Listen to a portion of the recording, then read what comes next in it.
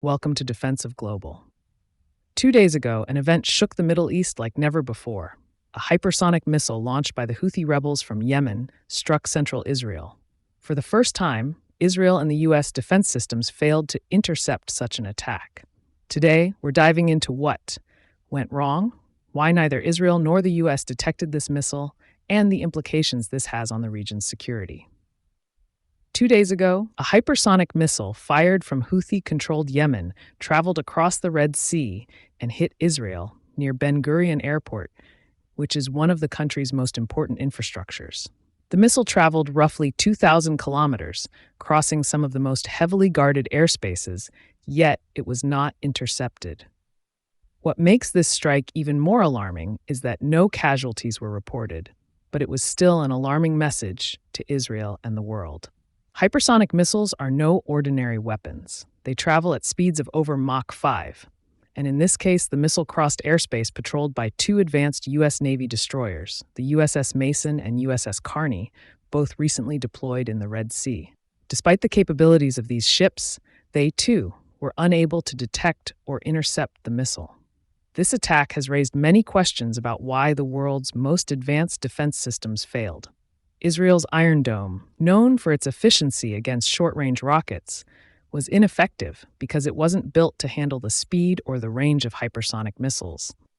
The Arrow 3 system, designed to counter ballistic missile threats, also couldn't intercept the missile due to the hypersonic missile's maneuverability and unpredictable flight patterns. As for the U.S. Navy destroyers USS Mason and USS Carney, they are equipped with the Aegis Ballistic Missile Defense System, one of the most advanced systems on the planet. However, even Aegis struggles to keep up with the incredible speed and agility of hypersonic missiles. Unlike traditional ballistic missiles, which follow a predictable arc, hypersonic missiles can fly at low altitudes and change course mid-flight, making them extremely difficult to track and intercept. Why did the Houthis launch this hypersonic missile now? This attack wasn't random. The Houthis claimed the missile strike was in retaliation for recent Israeli airstrikes targeting oil fields and other strategic assets in Yemen, which is under Houthi control. The Houthis have been engaged in conflict with Saudi Arabia and other regional players for years, but their confrontation with Israel has escalated sharply in recent months. This hypersonic missile strike is a major escalation in that ongoing conflict. One of the biggest questions raised by this event is, how did the Houthis acquire hypersonic missiles?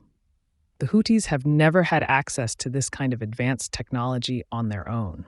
All signs point to outside support, with many analysts suspecting Russia. Reports dating back to 2023 suggest that Russia may have been involved in supplying weapons to the Houthis. In 2024, leaks suggested that Russia had attempted to supply up to 60 hypersonic missiles to Yemen, although this number remains unverified. Russia has consistently denied these claims, but circumstantial evidence points to a covert arms link. If the Houthis have more hypersonic missiles, this recent strike could be just the beginning of a much larger threat to Israel. This attack doesn't just affect Israel, it has broader implications for the region. In the north, Hezbollah in Lebanon, another group with ties to Iran, is watching closely. Hezbollah has its own missile capabilities and could be emboldened by the Houthi strike. This raises the possibility of a two-front conflict for Israel, with Hezbollah launching attacks from the north while the Houthis continue to strike from the south. Furthermore, this event may escalate tensions between Israel and Iran, given Iran's historical support for both the Houthis and Hezbollah. The involvement of hypersonic missiles adds an entirely new dimension to these conflicts. In response to the missile strike, Israeli Prime Minister Benjamin Netanyahu vowed that Israel would retaliate with force. Israel cannot afford to show weakness in the face of such an unprecedented attack, and its military response is likely imminent. At the same time, both Israel and the U.S. are now reassessing their defense strategies. The threat posed by hypersonic missiles cannot be ignored. Both countries have been investing heavily in counter-hypersonic technologies, but these systems are still in development. In the near term, Israel and its allies may need to adopt new tactics to defend against the growing hypersonic missile threat. This hypersonic missile strike has revealed a major vulnerability in the defense systems of Israel and the US. It's a wake-up call for military strategists around the world. Hypersonic technology is reshaping modern warfare, and it's clear that even the most advanced defense systems need to evolve to counter this new threat. For now, all eyes are on Israel and how it will respond to this unprecedented attack.